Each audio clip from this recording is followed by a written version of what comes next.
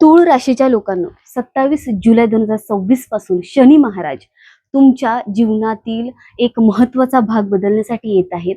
पण हा बदल वाईट असेल की तुमच्या मेहनतीला यश देणारा असेल, तर पुढील 138 दिवस तुमच्यासाठी कोणते संकेत घेऊन येत आहेत जाणून घेऊया या खास व्हिडिओमध्ये. नमस्कार मित्रांनो, मी प्रियांका. आजच्या या व्हिडिओमध्ये मी पुन्हा एकदा अगदी मनापासून स्वागत करते.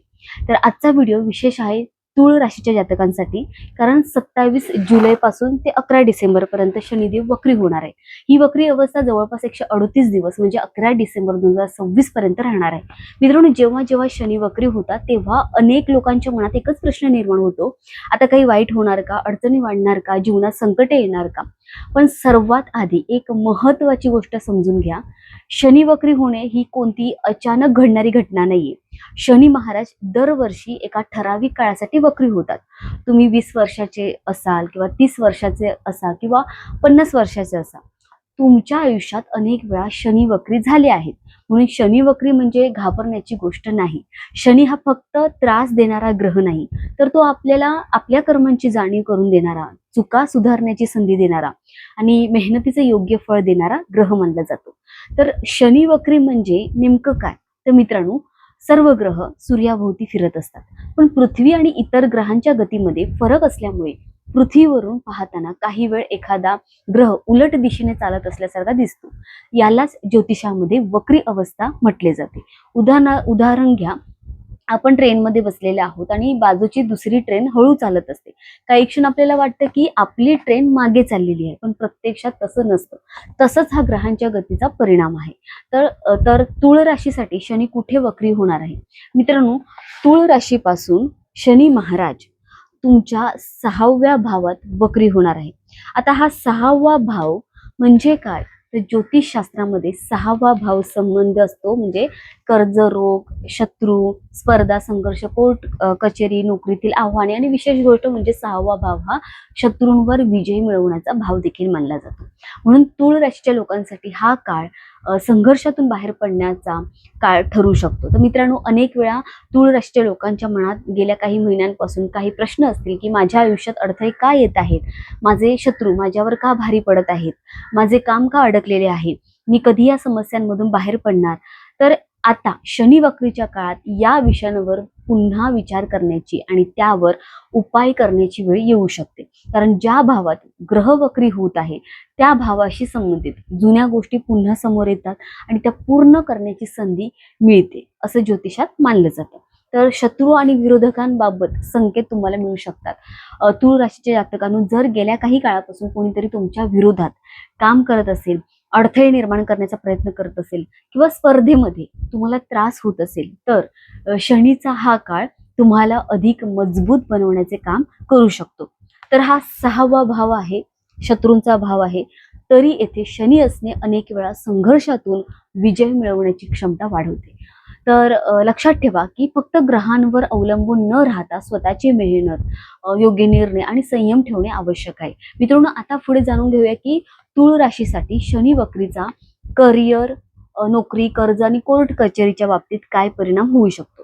तर तूळ राशीच्या लोकांनी जर गेल्या काही महिन्यांपासून तुमच्या आयुष्यात काही गोष्टी अडकलेल्या असतील, काही निर्णय घेता येत नसतील किंवा मेहनत करूनही अपेक्षित यश मिळत नसेल, तर हा शनी वक्रीचा काळ तुम्हाला त्या गोष्टींवर पुन्हा काम करण्याची संधी देऊ शकतो. कारण शनी म्हणजे शिस्त, संयम आणि कर्माचा ग्रह, बरोबर.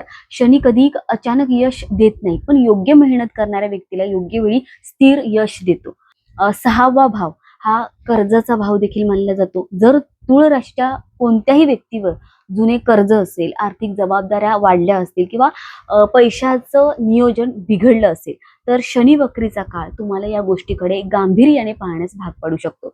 या काळात तुम्हाला खर्चावर नियंत्रण ठेवायचं आहे, जुनी आर्थिक चूक सुधारण्याचा प्रयत्न करायचा आहे आणि कर्ज फेडण्यासाठी योग्य नियोजन करणे खूप महत्त्वाचं आहे.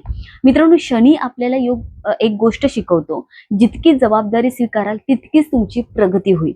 म्हणून आर्थिक बाबतीतही घाईचे निर्णय घेण्यापेक्षा विचारपूर्वक निर्णय घ्यायचे आहेत. तर तूळ राशीच्या काही लोकांच्या जीवनात जर जमीन जुमल्याचे वाद असतील, कायदेशीर अडचणी असतील, जुने वाद किंवा कागदपत्राशी संबंधित काही समस्या असतील, तर या काळात त्या विषयांमध्ये हालचाल होण्याची शक्यता ज्योतिषीय दृष्टिकोनातून पाहिली जाते. पण लक्षात ठेवा मित्रांनो, शनी न्यायप्रिय ग्रह मानला जातो. म्हणून सत्याच्या बाजूने राहणे, योग्य मार्गाने प्रयत्न करणे, संयम ठेवणे आवश्यक आहे.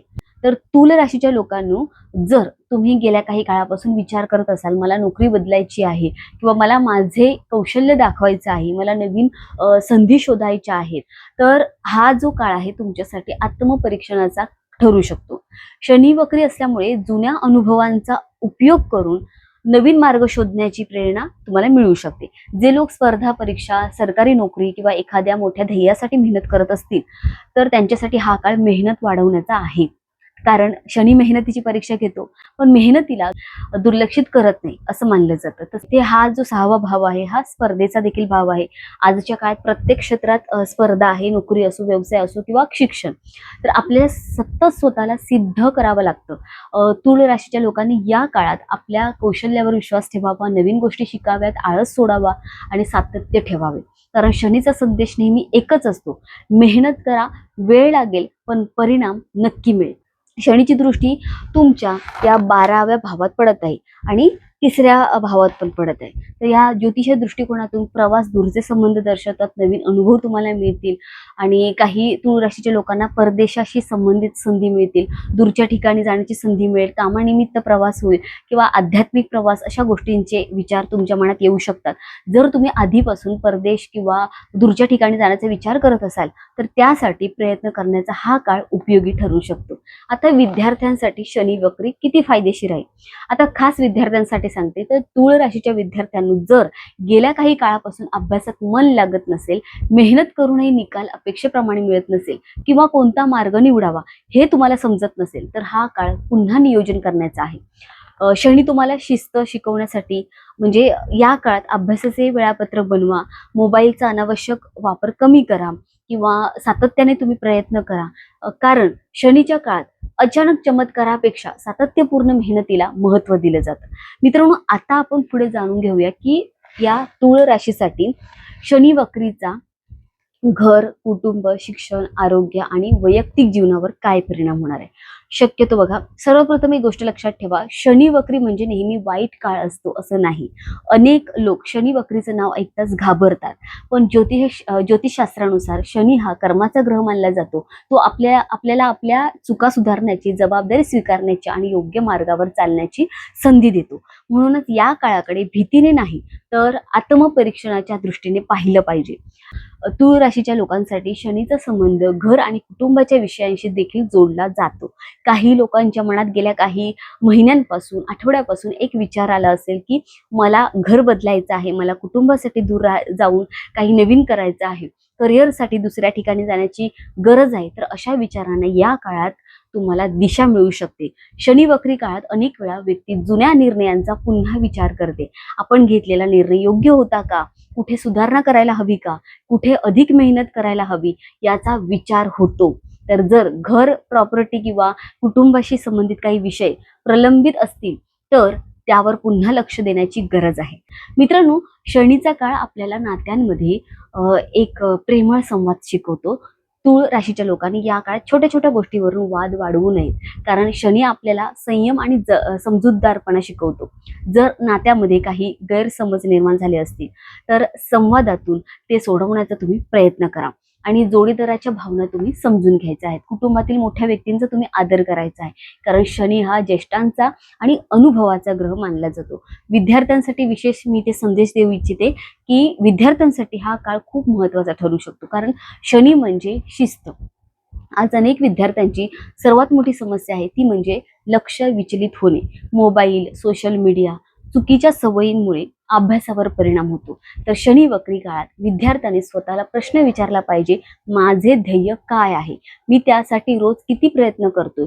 जर तुम्ही प्रामाणिकपणे मेहनत केली, तर शनीचा काळ तुमच्या क्षमतेला बाहेर आणण्यास मदत करू शकतो. विशेषतः उच्च शिक्षण, स्पर्धा परीक्षा, नवीन कौशल्य शिकणे आणि परदेशातील शिक्षणाच्या संधी यासाठी प्रयत्न वाढवण्याचा हा काळ असू शकतो.